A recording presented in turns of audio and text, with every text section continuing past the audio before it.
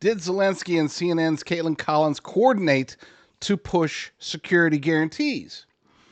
Now, I'm going to play the portion of the video where I think it seems as if it's possible. I'm not going to say it's definitive, but it seems possible. There's little cues that point to the notion that Kaitlan Collins and Zelensky talked beforehand, and that she was going to ask about security guarantees and yada yada yada, and she was going to try to push it. And later on, by the way, in the part, I think a lot of people have seen it. There's a portion where she's talking about trying to get her point across that, what if Russia invades, and what if the Russia breaks a ceasefire, and are you going to put troops in? I mean, it seems like she's literally doing the pitch for Zelensky to try to get American troops in Ukraine. And Trump shuts her down. And unfortunately, it's fortunate and unfortunate. It's unfortunate because I don't think people were catching on to what she was trying to do, because they were so focused on the fact that Trump is lambasting her and telling her she needs to be more concerned about CNN's failing ratings than asking these stupid questions. And that's, of course, whatever, and it was funny. It was funny. But with that said, we sort of all missed, well, I didn't miss it, but everybody else missed what seems to be a coordination between Kaitlan Collins and Vladimir Zelensky. Now, to set the stage, I started noticing this as I'm watching it, right? Based on the first question, she conspicuously brings up security guarantees. And then when I went to rewatch that portion of it, I realized, holy crap, did he just nod at her? Did he just sort of prompt her? Looks like he might have. And then later on, as she's like, she's kind of trying to break in there and say, President Zelensky's shaking his head, and he seems like he's ready. He's got this pre-planned speech, or not speech, but pre-planned response, spontaneous response to talk about why there needs to be security guarantees. To me, it felt like, again, before I even went back to rewatch it, it felt like, wow, she really is. This seems like the two of them are working together. And then when I went back to rewatch it, I started seeing some things, which I'll show you here in a second. And it's like, wow, I think they really did coordinate. And Zelensky didn't get his point across because, as everything turned out, he's trying he's really serious. He's serious, and he's really trying to get it. But then it gets interrupted by some other question. He throws his hands up, and he's like all annoyed that he didn't get to make his pitch in front of the American people as to why there must be security guarantees, and why Vladimir Putin is pure evil, and why Zelensky is he's the Messiah, and we should worship him and send him our troops to die on the battlefields of World War III in eastern Ukraine. That was the pitch that he was going to try to make, perhaps not in those exact words. But to be clear, before we play that, I want to, he established right in the very beginning, okay, his opening statement that President Trump graciously allowed him to make, his opening statement, he first mentions, let's remember, this is the opening statement for the signing of an agreement for minerals, okay, for rare earths. He'd already been told, we're not going to talk about security guarantees until this deal is signed, and then we might talk about it. And he wasn't happy with that. So he starts off right off the bat. You got legacy media saying, oh, President Trump, this was a setup. Yeah, it was a setup. It was a setup by Zelensky to make the public pitch to the American people and to American media about trying to get the United States cornered into security guarantees, which is boots on the ground in Ukraine to fight Russians. In other words, to start World War III, which is what Zelensky wants to do. I don't care how much you dislike Zelensky, okay? Chances are you don't hate him enough, because this narcissist, this truly, legitimately evil man, is trying everything he can to do two things: to hold on to power and to start World War III. Those are his only two goals. He says he wants to help the Ukrainian people, except he will not do a ceasefire unless there are security guarantees from the United States, unless there's the opportunity to start World War III. Because without the start of World War III, then he doesn't get what he really wants. He isn't interested in protecting the people of Ukraine. If he was, he would accept the ceasefire. And he goes out and says, ceasefire, Russia broke ceasefire 25 times. Russia never once broke a ceasefire with United States interests at play. There is about maybe a 3% chance that if Zelensky signs this deal, if the United States starts mining rare earths in Ukraine, there's about maybe a 2 or 3% chance that a skirmish could result in Americans being hurt, that a ceasefire would be broken by Putin. I don't care what he did, since Obama's color revolution of 2014. That's what Zelensky is like. Oh, Russia keeps breaking the ceasefire because he doesn't mention the conditions surrounding what was happening in Ukraine as a result of Barack Obama and the aforementioned Susan Rice.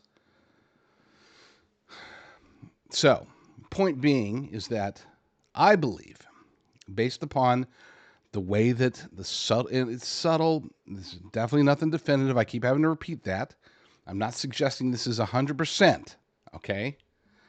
But my gut instinct, which is almost never wrong, my gut instinct, and then the a brief analysis of what was happening in the video, tells me that there's a pretty good chance, a very good chance, that Vladimir Zelensky and possibly CNN, but also possibly just Kaitlan Collins, okay?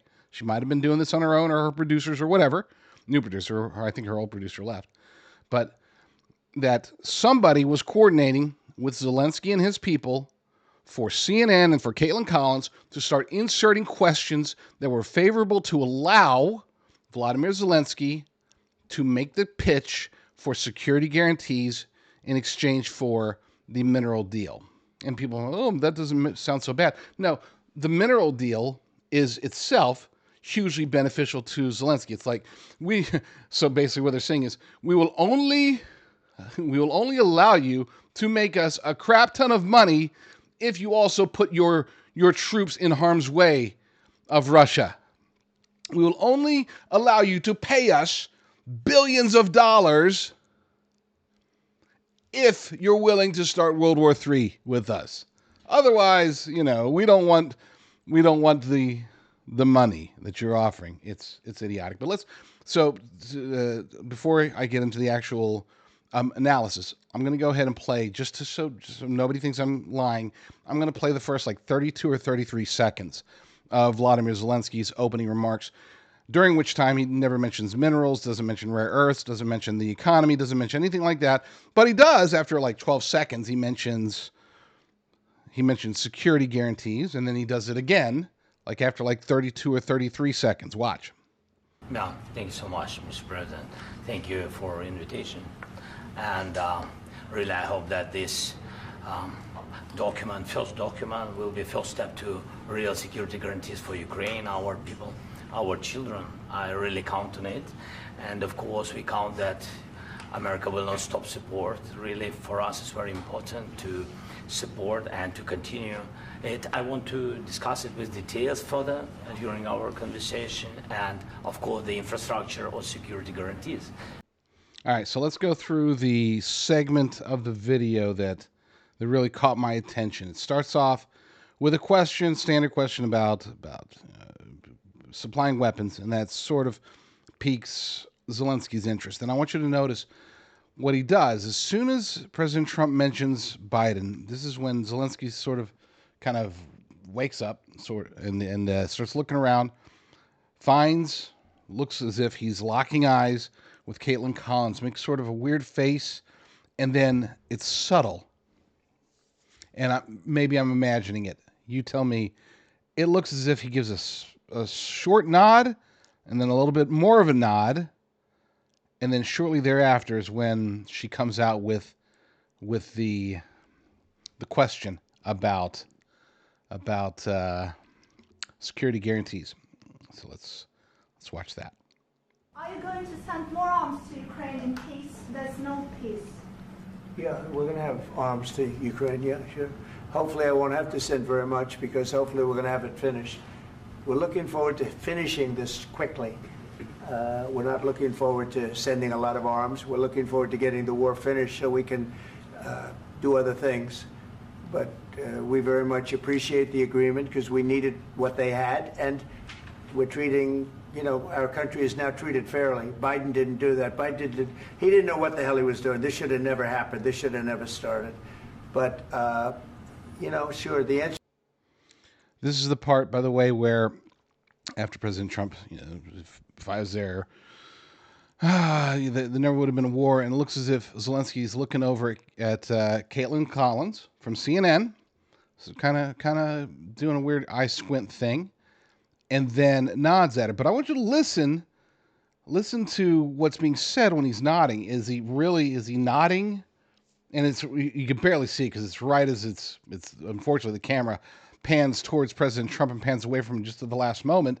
But you'll notice that, is he nodding that President Trump just wants to send a few weapons and not very many weapons? This is a guy that wants weapons. Why would he be nodding in affirmative when President Trump is saying that he doesn't want to send very many weapons, unless he's not nodding because of what President Trump is saying? He's kind of signaling at Kaitlan Collins. Again, watch. Is yes, but hopefully we won't have to send much because. See it? Let me rewind that a little bit. Again, listening. It's not what President Trump is saying, that he's sort of nodding at it. One small nod and then one bigger nod. Again, staring directly in the direction of. I can't tell for sure if he's looking directly at Kaitlan Collins, but that's definitely where she is. She's right there. So hopefully we won't have to send much because I'm looking forward to getting it done quickly, very quickly. Does that mean you'll provide security guarantees, Mr. President? I don't want to talk about security yet because I want to get the deal done. You fall into the same trap like everybody else. A million times you say it over and over. I want to get the deal done. Security is so easy. That's about 2% of the problem.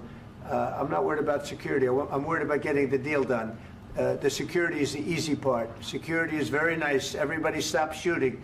And now will Europe put people there? I know France is going to. I know the UK is going to. I know other countries are going to, and they happen to be right next door. We haven't committed, but we could conceivably. We have security in a different form. We'll have workers there digging, taking the raw earth so that we can create a lot of great product in this country. So in that sense, you have something, but we haven't determined that yet. I will say, in speaking to France and in speaking to, and they were here, as you know, last week and just the other day, they have committed to a lot of security. I don't think you're going to need much security. I think once this deal gets done, it's over. Russia's not going to want to go back, and nobody's going to want.